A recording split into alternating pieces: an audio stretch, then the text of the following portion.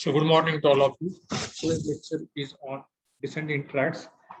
In the last lecture, we have learned about some important information about the motor cortex.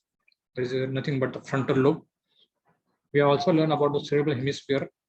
What are the different lobes present in the cerebral hemisphere, like frontal lobe, parietal lobe, temporal lobe, occipital lobe. The different Brodmann's area, functional area present in the frontal lobe, parietal lobe, and like for example, in parietal lobe, area number 312 for sensory cortex. Then in for frontal lobe, we have seen premotor area, primary motor area, that is area number 4, 6, 8. Then we have seen what is meant by cerebral cortex, two components, that is sensory cortex and motor cortex, which is nothing but the gray matter, which is made up of 6 layer and 3 different neurons, like for example, pyramidal cells. Then in today's lecture, we are going to see remaining part of the motor cortex, that is white matter of the cerebral hemisphere, and how that white matter fibers are helpful for connection with the different part of the brain and the spinal cord. So this is, we have seen in the last lecture, that is the frontal lobe pole, parietal, temporal pole, occipital pole, then different surfaces and different borders like superolateral surface, inferior surface, and medial surface. 3 borders: supremedial border, inferolateral border, and the inframedial border. Longitudinal fissure and the corpus callosum separate the cerebral hemisphere into 2 halves. This is a corpus callosum. These are the 6 layers present in the cerebral cortex, starting from the layer 1 to layer number 6. Most important thing is that layer number 6 is mainly important for the efferent connection. 5 and 6 is mainly for efferent connection. Output is mainly from the layer number 5 and 6. So let's start with the remaining half of the cerebral cortex. The cerebral cortex is physiologically divided into allocortex, mesocortex, and neocortex. Allocortex is nothing but the limbic cortex, which is a ring shape around the diencephalon, which having the components are archipallium and paleopallium. It have components of hippocampus, dentate gyrus, uncus, and part of parahippocampal gyrus. Mesocortex, it is made up of cingulate gyrus and part of parahippocampal gyrus and subiculum. Neocortex, 90% of the cerebral cortex is in human is neocortex, which increase with the evolution of the mammals. There is more changes take place in the human being. What are different white matters of cerebral hemisphere? It classifies into, depending on how the fibers are connected, they are classified into association fiber, commissural fibers, and the projection fiber. Association fiber is nothing but the fibers connect the different gyra of the same hemisphere. Like for example, right cerebral hemisphere connection is within the right cerebral hemisphere only. That is called as association fiber. And examples of association fibers are superior longitudinal fasciculus. They are short association fiber and the long association fiber, depending on the length. Examples are superior longitudinal fasciculus, inferior longitudinal fasciculus, fronto-occipital fasciculus, connect between the frontal lobe and occipital lobe, temporal lobe, cingulum, that is rostrum of corpus callosum to the temporal lobe, and uncinate fasciculus, which is nothing but the anterior speech area, Broca's area, and the orbital surface of the frontal lobe to the temporal lobe. So these are the white fibers, or these are the association fibers type of the white fiber, which connect the fibers which connect the within the same cerebral hemisphere, either right or left cerebral hemisphere. That is called as association fiber. Now, commissural fibers, they connect the corresponding parts of the 2 cerebral hemisphere. That means right frontal lobe, left frontal lobe, right temporal lobe, left temporal lobe. So this is corresponding part of the 2 cerebral hemisphere. That is called as commissural fiber. Examples are corpus callosum, anterior commissure, posterior commissure, habencular commissure, and hippocampal commissure. These are the examples of commissural fibers. A projection fiber, they connect the cerebral hemisphere to the other part of the central nervous system. That is, it may be basal ganglia, thalamus. Then also it can be connected to the spinal cord. That is called as projection fibers. So it can be include afferent fibers, that means they receive the signals from the other parts of the brain to the white fibers, or they can send efferent connection to the other part of the brain. That's efferent connections. Okay. So in this diagram, you can see that the center one is corpus callosum. That means they connect the two half of the cerebral hemisphere, the right cerebral hemisphere, left cerebral hemisphere. That is called as commissural fibers. Then in the here you can see that within the same cerebral hemisphere, left cerebral hemisphere, suppose these are the association fiber, and these are the long, that is a projection fiber from the cerebral hemisphere to the other part of the brain. It can be pons, medulla, midbrain, or it can be to the spinal cord. That is called as projection fiber. Again, with different diagram, you can see that this is projection. This is projection fiber. This is association fiber, and this is a two half of the same, right and left. That is called as commissural fiber. Now, what is the applied part of the motor cortex? That is a frontal lobe syndrome. Now, here in this particular frontal lobe syndrome, there can be an injury to the prefrontal cortex. There can be an injury to there can be a prefrontal lobectomy, that is cutting the connection between the thalamus and the prefrontal lobe. That means there is no information carried from thalamus to the prefrontal lobe. And what are the features? What are the clinical features of this frontal lobe syndrome? The patient might be having a flight of ideas. Patient is unable to plan. You know that the main function of the frontal lobe is planning of that particular movements or final gross movements. So the person having a flight of ideas, then emotional instability, euphoria, that is a false sense of well-being, impairment of memory, lack of attention, and lack of power of concentration. Other features of frontal lobe syndrome are there can be a hyperphagia, increased appetite, loss of control over the urinary or anal sphincter, tremor, and disturbances in orientation. So you may have a short note on this frontal lobe syndrome. So you should know what are the cause of frontal lobe syndrome and what are the features, clinical features of the frontal lobe syndrome. So let's start with our today's lecture, that is descending tracts. This is nothing but whatever the motor information is present in the frontal lobe, that information is carried to the different parts of the brain, or that information carried to in the spinal cord.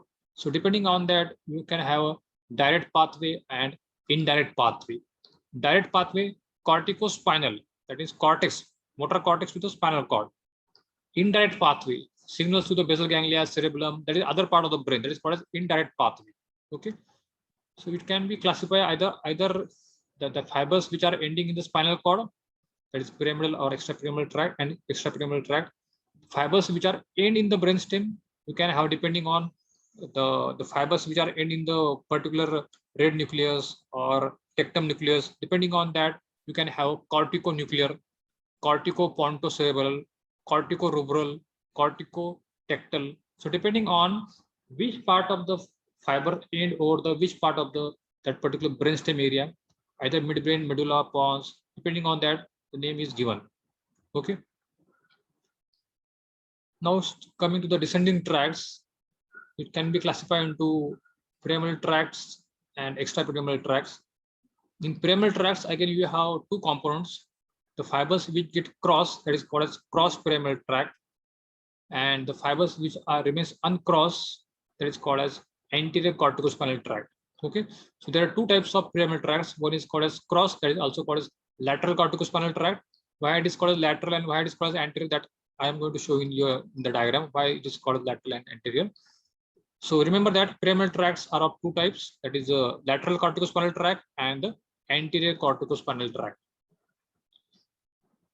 Extrapyramidal tracts, the fibers which are not going to other than the pyramidal tract, that is called as extrapyramidal tract, rubrospinal, tectospinal, tectobulbar tract, reticulospinal tract, vestibulospinal tract, oleospinal tract, descending medial longitudinal fasciculus. These are the extrapyramidal tract. We have a separate lecture on this extrapyramidal tract. Corticonuclear tract, corticopontocerebral pathway, these are the other tract, descending tracts. Now, if you are having question on the long answer question on the either ascending tract or descending tracts, you should write that particular answer in the form of under this heading. First, write down the introduction about that particular tract, definition of that particular tract, origin. Like for example, ascending tract is origin from the receptor, while the descending tract is origin from the motor cortex or sensory cortex. Course and termination, diagram of that particular tract, what are different features of that particular tract, functions and applied part. What happens if there is a damage to that particular tract? Okay, so let's start with the. So this is first. You can see that already we have done in the sensory system. What are the different components of the spinal cord? The H-shaped structure is called as gray matter. This is a horizontal cross section. This is posterior side. This is anterior. Posterior, it is called as posterior horn. It is called as anterior horn. This is called as lateral horn. This is a central canal. And surrounding the H-shaped structure, that is called as white matter. That white matter, you can have the white fibers or white matter present on the lateral side is called lateral funiculus. On anterior side is called as anterior funiculus. This is called as posterior funiculus. Okay. And what are the different lamina present in the gray matter? We already learned this in the sensory system, lamina 1 to lamina 10. Out of that, lamina 1, 2, 3, 4, 5, these are most important for the sensory information. That means they collect the sensory information from the different receptors present in the our body, sensory receptor. And area number 8 and 9, this is most important for motor system. That means whatever the motor information coming from the central nervous system, the first arises at this particular area, that is area number, you can see that flexor, extensor, distal part of the limb. And from here, area number 8 and 9, lamina, they send information to the effector organ. Most importantly, the skeletal muscle. So again, same thing, you can see that lamina 8 and 9, this is the most important for motor system, which innervate to the skeletal muscle. So lateral 8 and 9. Okay. Again, this is a sensory information collecting from the dorsal horn, posterior horn. This is an anterior horn cells or motor horn cells, which send the motor information to the effector organ, can be gland or can be skeletal muscle. So let's start with the pyramidal tract, corticospinal tract. You can have a question on the, maybe have pyramidal tracts or corticospinal tract. You should know the different name of that descending tracts, pyramidal and corticospinal tract. So introduction is, it is constituted by the axons that transmit the motor information directly from the cortex to the spinal cord. That is called as corticospinal tract or pyramidal tracts. Origin is 30% of fibers are arising from the primary motor area, area number 4. 30% fiber are other 30% fibers are arising from the area number 6 and 9, that is called as premotor and supplementary motor area. While 40% fibers are arising from the somatosensory area, that is area number from parietal cortex, area number 3, 1, 2. So all the above fibers from the fibers of the upper motor, from the upper motor neuron. That means what are the fibers are arising from this, all these three area: primary motor area, premotor area, supplementary motor area, or somatic sensory area. From this area, the fibers are called as upper motor neuron, motor pathway. Okay. So you can see that how the fibers are arising from the frontal lobe, parietal lobe, and they form the discrete bundle. They arrange in the form of in the bundle, and they send motor information to the other part of the brain or the spinal cord. After originating from the different part of the cerebral cortex, it descends as a part of that is called as corona radiata. Now, how the fibers, you know that the body is represented, it's called as topographical representation. How the fibers are represented over the frontal lobe, from the leg to the face, upside down. Same thing, that fibers collect the information. Motor fibers collect the information in the form of coronary data, and in that coronary data, the toes fibers, that means information from the toes fibers, they are present on the top. Information from the trunk area, they are present in the middle, and information from the head area, they are present below. But once they enter into the internal capsule, they rotate. That bundle is rotated from the right side and left side, and how the information is represented over that internal capsule. You know, the part of the internal capsule, anterior limb, posterior limb, genu of the internal capsule. In the posterior limb, the there is a rotation of the, because of rotation of the fibers, the head, that means head is represented over the anterior part of the posterior limb, then trunk is represented in the middle, and the leg is on the posterior part of the internal capsule. Once they rotate, they then enter into the midbrain pons and medulla. In the midbrain and pons, the head fibers are present medially, while the leg fibers are present on the laterally. That means the fibers which send information to the head, they are present medially, while the fibers which are send information to the lower trunk, they are present laterally. Now, in the pyramid, the right side fibers, the fibers which are arising from the right cortex, cerebral cortex, and the fibers which are arising from the left cerebral cortex, they get crossed in the medulla. Okay, that is called decussation. And while crossing, once they cross, they form a pyramid-like structure, and that's why it is called as pyramidal tracts. Okay, so in that pyramid, in that medulla, 80% fibers get crossed and they present in the, that is called as lateral corticospinal tract, while the fibers which remains uncrossed, 20% fibers, they are called as anterior corticospinal tract. But finally, they again cross eventually at the level of the spinal cord, mainly at the neck vertebra and cervical vertebra and the thoracic vertebra. So remember that 80% fibers, they cross in the lower part of the medulla, that is called as lateral corticospinal. Why it is called lateral? Because they are present in the lateral white funiculus. That's why it is called as lateral corticospinal tract. While 20% fibers which remains uncrossed, but they finally get crossed at the level of the cervical and the thoracic vertebra. They are present at the anterior white funiculus, and that's why it is called as ventral or anterior corticospinal tract.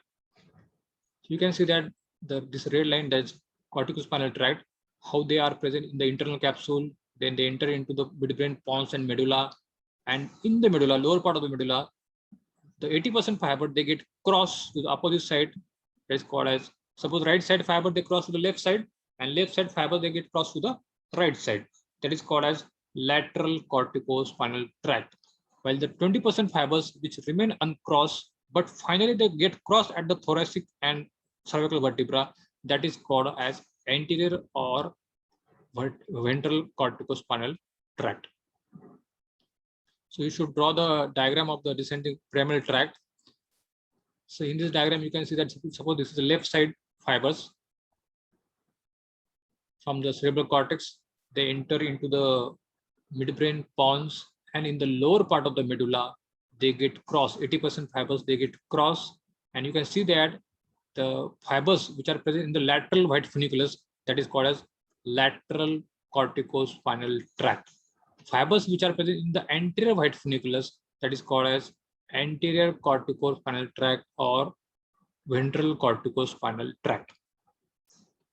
In the middle, in the lower part of the medulla, they form the pyramid-like structure. That's why it is called as pyramidal tract. About the lateral, that is a cross corticospinal tract, they descend full length to the spinal cord through the posterior part of the lateral white funiculus. That's what is called a lateral corticospinal tract. Most of these fibers terminate in the interneurons of the spinal gray matter. In the gray matter, okay.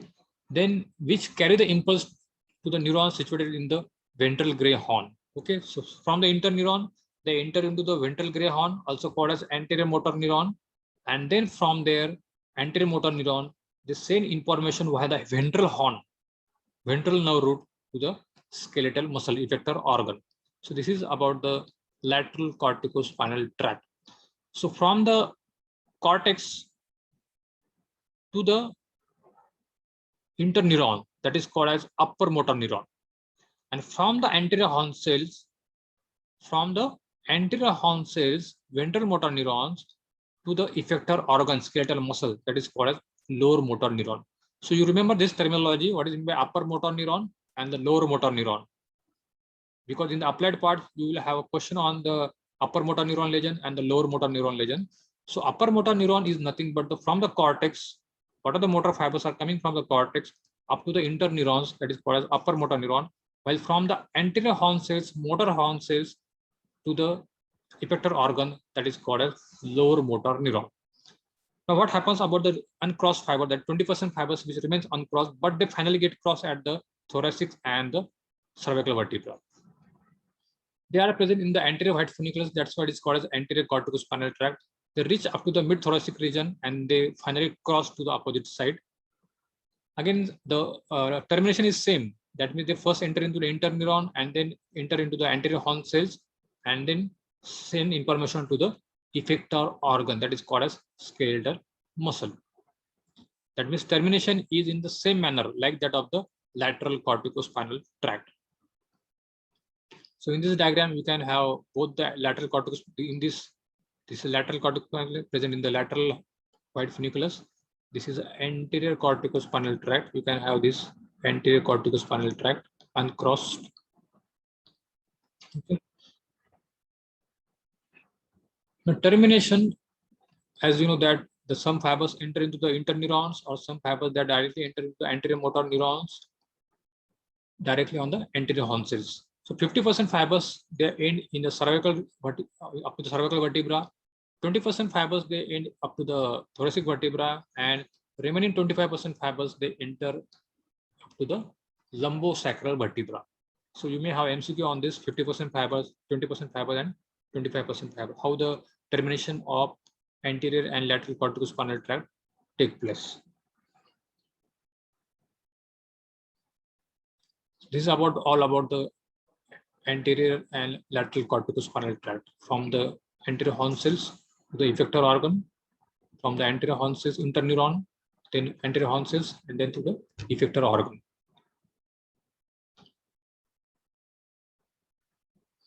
From the both sides, right side and left side, how the descending tracts enter into midbrain pons, and then in the lower part of the medulla, they decussate and then enter into the interneuron and anterior horn cells, and then to the effector organ.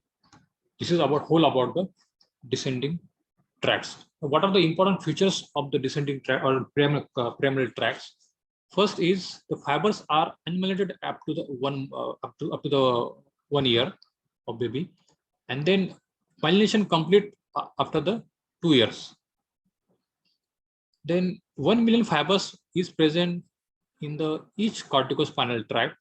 80% fibers of that have small diameter up to the 1 to 4 micrometer, and remaining 20% fibers have larger diameter. More the diameter, more will be the conduction velocity.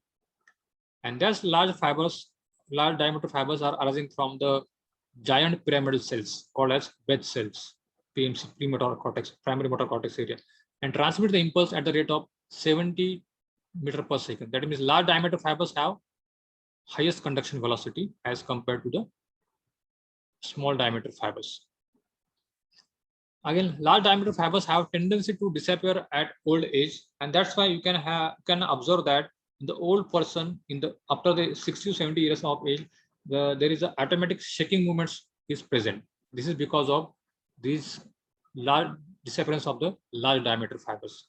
Because what is the main function of the pyramidal tracts? To maintain the gross and fine skillful movement, and that's why because of damage to large disappearance of the large diameter fibers, the old person have automatic shaking movements, involuntary movements. Small diameter fibers have slow conduction velocity, but its most important function is it transmits the tonic signal to the motor areas of the cord, and these signals are helpful to control the intensities of the sensory signal. This is a very important function of the small diameter fiber.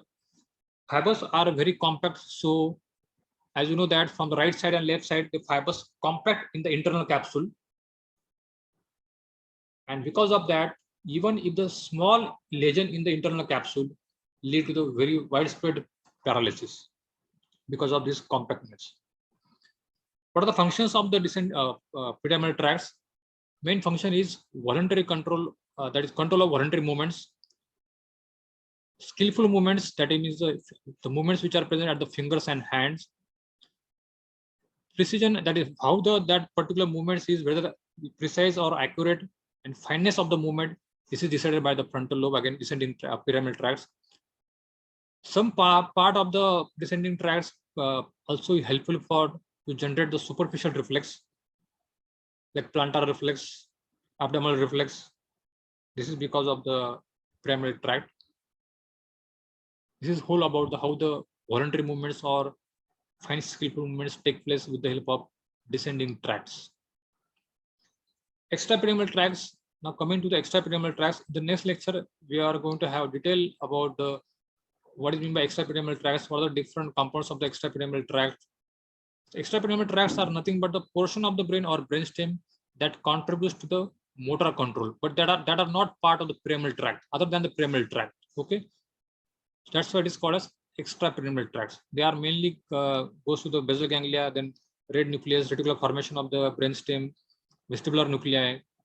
It have two components, extrapyramidal tracts, cortical components and the subcortical components.